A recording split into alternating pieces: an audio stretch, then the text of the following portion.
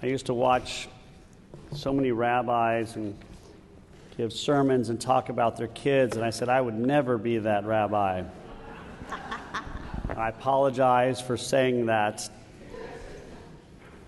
So I think I've spoken about my kids a little bit. My son Aryeh has a new saying, "What the heck?" Only he doesn't say heck.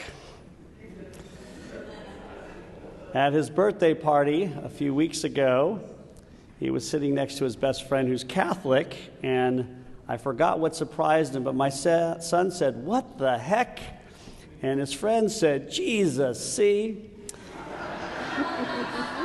And I made the mistake of smirking when they said this. So, of course, what does that mean?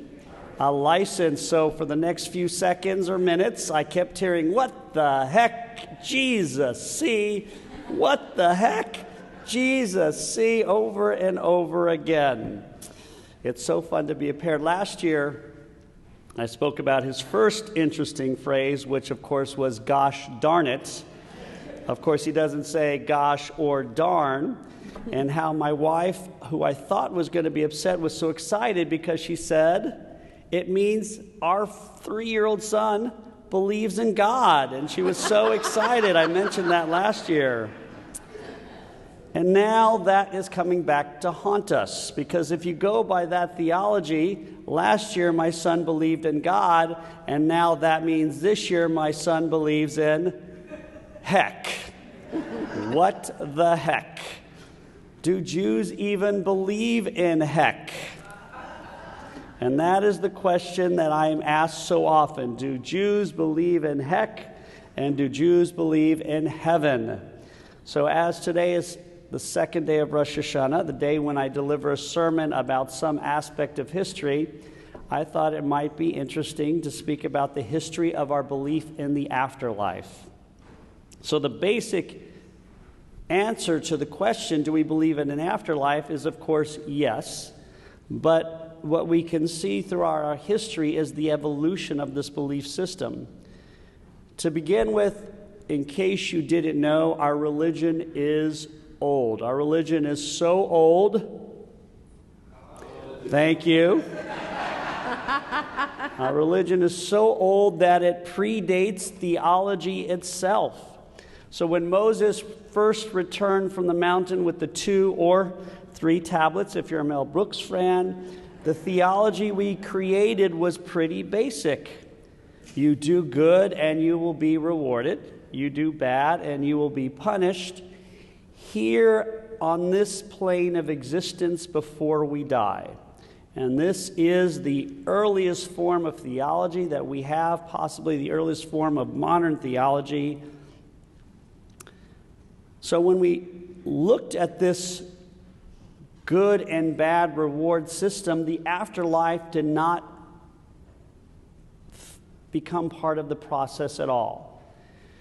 We believed in an afterlife, but we believed in the same afterlife as all the other societies. It was simply a place people went after they died.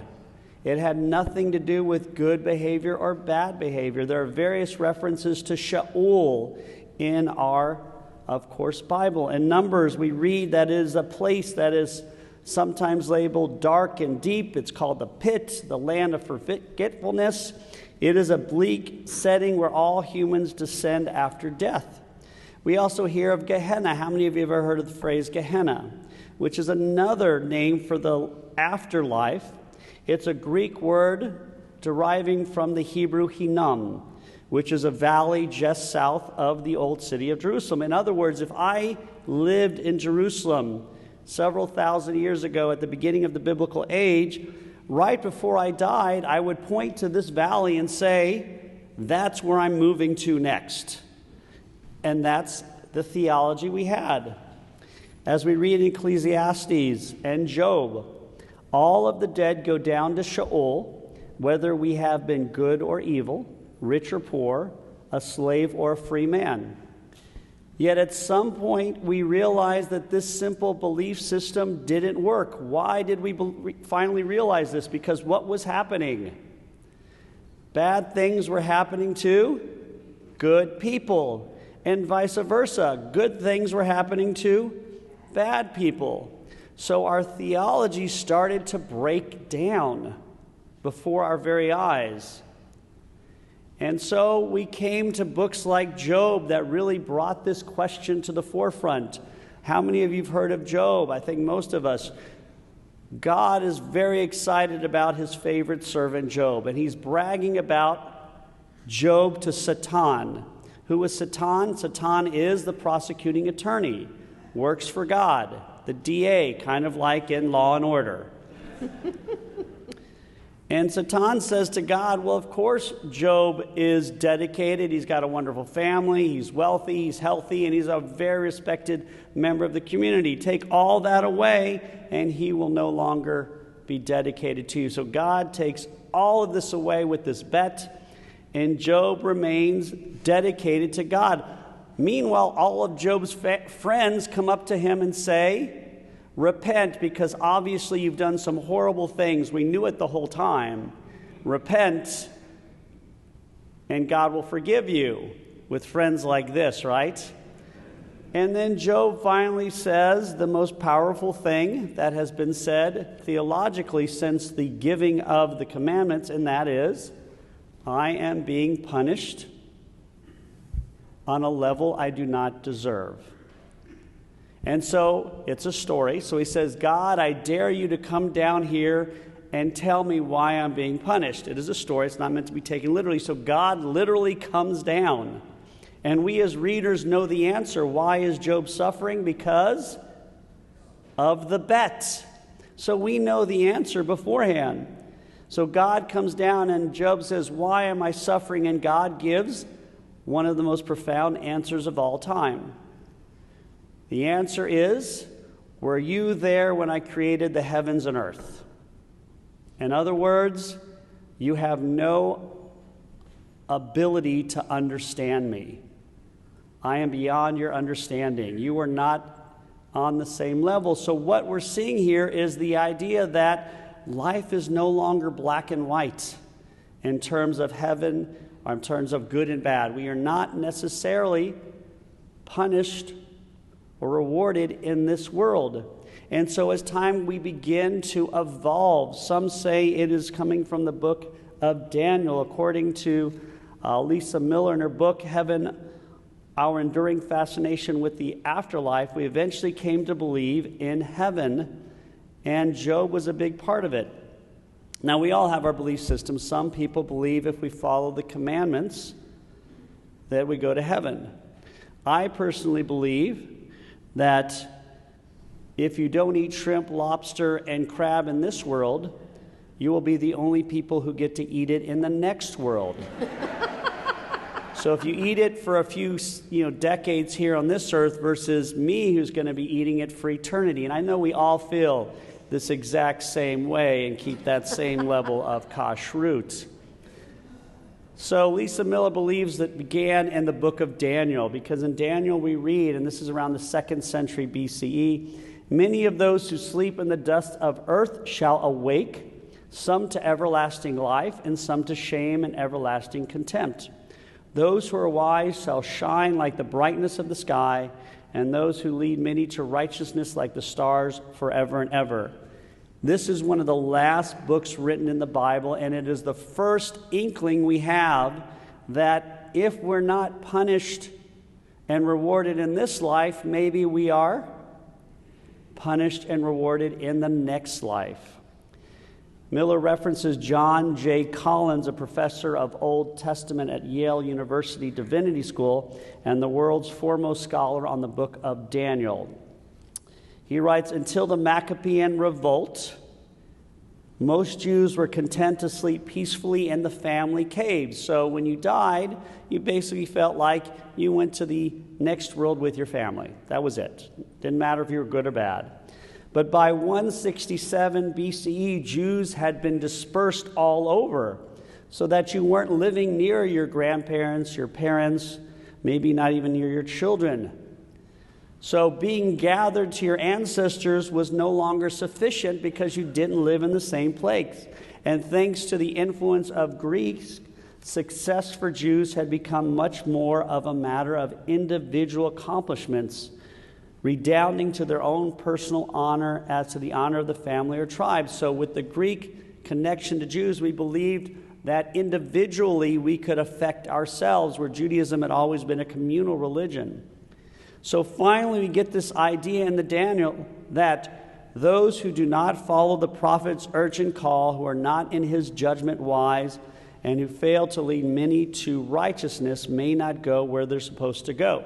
Now, this professor, John G. Collins, believes that when this book of Daniel was written and people read that if you're good, you go to this place in the next world that's better, people thought he was nuts. Whoever wrote Daniel. For like 100 years, people thought this was crazy. What do you mean I'm rewarded in this world? But after 100 years or so, guess what? People started to say, hey, maybe you are on to something. So that others believe after the destruction of the Second Temple in the year 70, that's where this idea of the next world took hold, a next world called heaven. Rabbi Orrin Rose writes, with repeated military defeats and episodes of exile and dislocation, culminating in the destruction of the Second Temple in 70 CE, Jewish thinkers began to lose hope in an immediate change, instead investing greater expectations in a messianic future, in life after death. This was coupled with the introduction of Judaism to the Hellenistic notions of the division of the material, perishable body and the spiritual, eternal soul. So the catastrophe of 70 CE, this was the greatest catastrophe for centuries, the destruction of the temple. It was a theological crisis. How could it be that God would allow this sanctuary to be destroyed and God's people be vanquished by the hands of humans called the Romans? It became a belief many believed cemented that if we are suffering here, it means we are going to what? Thrive after we die.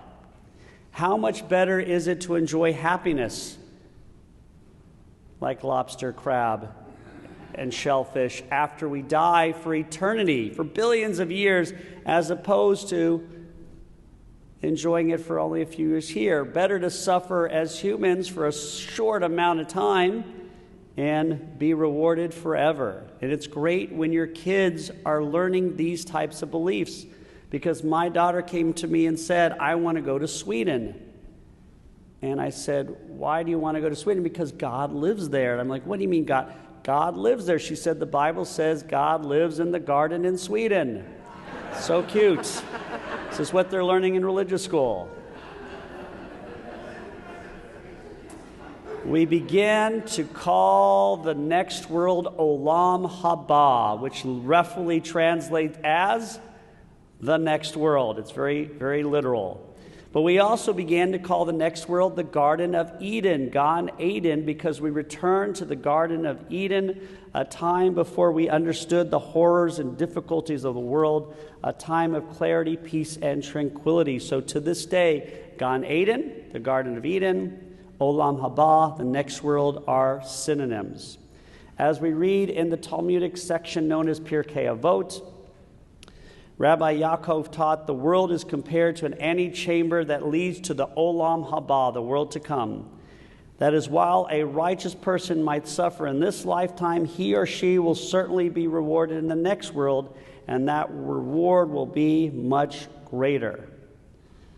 I am so proud when my daughter and my son learn lessons. And my daughter came up to me the other day, and I was so proud of her because she came up to me and admitted that she had done something wrong. And I was very proud. I felt like she was growing as a person, until, of course, she said, "Don't tell Mom. I don't want to get in trouble." To which, as a good parent, because I'm a good father, I had to correct her on this, as we know. I said, "Amira, I love you. And when you do something wrong like this, it's probably better you don't tell me either." because I will tell Mom. See, I'm getting this father thing down, right? This husband-father thing. Many wonder why Christianity seeks to speak so much more about the afterlife. How many of you noted that Christians speak about the afterlife so much more than we do? Tenfold. Some say it's because we believe we're supposed to concentrate on the here and now, and that is true, but there is a much more rooted answer to the reason they speak of the next world more. Now, remember, by the time we really started to believe in heaven, we're talking only about 2,000 years ago. So we had been around as a religion for 1,300 years, maybe more, before this idea of heaven became part of our system. Christianity, when does Christianity develop? About the exact same time we start believing in heaven. There is the difference. It is akin to learning to read, write, and speak a language at 75 versus reading and writing and speaking a language at 5. Christianity uses this as one of the bases for its creation of its religion. It's in its very foundations, which for us, this belief is added later, much later. It's important to us, maybe just as important, but it wasn't embedded in the Torah or even in the Bible for us, where it is in their Bible. But then we now have to understand we have a little bit of an issue. Because if we believe in this heaven, what do we read in the Bible? We still have references to a place called Sheol. We also have references to Gehenna. So these are places we know of. We've gone to this view of heaven, but we cannot ignore the fact that the Bible mentions these other places, so they must exist. So Christianity took this idea of Gehenna and Sheol, and what did they do with it? They created Heck, or hell, a place that my 4-year-old son apparently believes in. We did something different. We didn't create this idea of a everlasting place where we go to if we misbehave. We chose a different route. As we read in the Talmud, the soul sentence in Gehenna is usually limited to a 12-month period of purgation before it takes its place in the Olam Haba. This 12-month limit is reflected in the year-long mourning cycle and the recitation of the Kaddish. We said that we don't go to Gehenna or Sheol forever. We go there for a short matter of time to find forgiveness, and then we all go to heaven. It's a way station for us. Christianity later took the term purgatory, which is close but not the same, because it's not a bad place. It's just where we all go. Everybody goes to Gehenna, and except for the very, very righteous.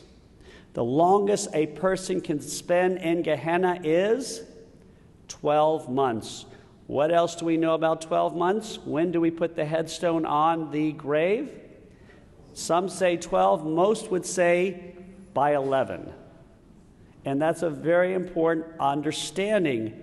The practical idea of putting the headstone before a year is rooted in the theological belief that who stays in Gehenna for 12 months? The worst of the worst. And those headstones are supposed to represent that our parents, our siblings, our spouses are in heaven by the time we put it there. So why do we put it there at 11 months or earlier? Because we say, my loved one does not need to wait in Gehenna for 12 months. By 11 months, they're in heaven. Some would say by 6 months. So the longest you can be there is a year. There are believed only to be 36 righteous people on earth at any one time. No more, no less. Only those 36 out of 1 billion go straight to heaven. And luckily for us, we have one of them right here in our congregation, Mr. Jonathan Rabb.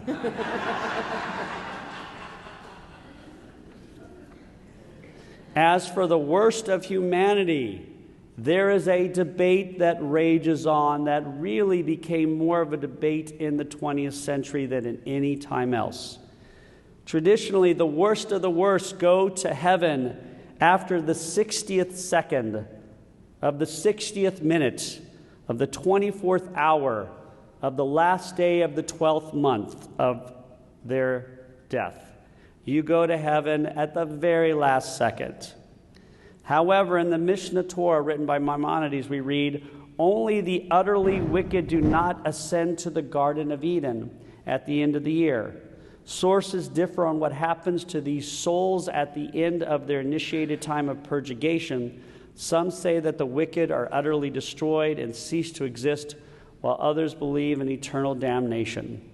We don't believe in hell or heck, but there is a special place for a very few people. Why the 20th century did it become such a debate? More so than in the 12th century when he wrote this, because we know the horrors of the 20th century. There are some who believe that the worst of the worst, and there's a very small number, may cease to exist, which theologically is impossible. As we see in science, energy never ends, it just turns to another form. For these few, perhaps God does something impossible, and they no longer exist in any form anywhere. That is a rare thought. Most believe that they still go to heaven, but they wait to the last. And remember, 12 months for us may not be 12 months for the next world. It may be much longer. We also had different belief systems that stem from this. In our prayer books, we often read about King David, and we read about the city of Jerusalem. We did so today. If we're reading in the prayer book and we see the word city of Jerusalem, or we see King David, it is not what it seems. We are not talking about King David or the city of Jerusalem. If we read either of these phrases, it means the Messianic age. They are code words for the Messianic time. So when we say Olam Haba, the next world, and Gan Eden, it can mean the next world, but they also have another meaning. Some, when they say the Olam Haba, may mean the Messianic age. It's a time that comes later. When we die, we go to heaven without form. But when the Messianic age comes, we regain our form and we come back to live in harmony and peace with the people who are still living. That's why traditionally we are not cremated, so that our bodies can be reanimated. I am way ahead of the game. I have already sent my forms in triplicate to the office of the next world, so that when the Messianic age arrives, I will be resurrected in the body of Dwayne "The Rock" Johnson. That's just how I want it. But there are more theological beliefs. According to Rabbi Art Vernon, the concept of an ideal heavenly Jerusalem appears to emerge in Jewish tradition in the 3rd century of the Common Era, so it's like 200s. There is a midrash, a rabbinic homily in the name of Rabbi Yochanan, a leading rabbinic figure in Tiberias in the early 3rd century, which asserts in part that in the future the earthly and the heavenly Jerusalem will be reunited. In Psalms we read, Jerusalem built up, a city knit together. According to the Midrash, knit together means the uniting of the earthly Jerusalem and the heavenly Jerusalem as one. So what does this mean? We believe that Jerusalem was indestructible. We read about how God's house cannot be touched. But guess what? It was destroyed. The Romans banned Jews from going into Jerusalem, and years later when Jews could go back to Jerusalem, nobody wanted to go there because it was disgusting. It was a pit, a terrible place to live for thousands of years. So we have a problem. We venerate Jerusalem, but we've been there, not the Jerusalem of today. The Jerusalem of 200 years ago was not a nice place to live. So we began to believe that maybe there were two Jerusalems. The Jerusalem here on earth and a heavenly Jerusalem that could only be affected by our good deeds. Human beings cannot destroy heavenly Jerusalem as they destroyed the literal Jerusalem. So metaphysically speaking, there were two. The heavenly Jerusalem, that's what we speak about. So in the text, we're not speaking about the city of Jerusalem today. We're speaking about a heavenly Jerusalem. And the Messianic age comes, we will live there. And how do we continue to improve the heavenly Jerusalem? The Ropshitzer Rebbe wrote, by our service to God, we build Jerusalem daily. One of us adds a row, another only a brick.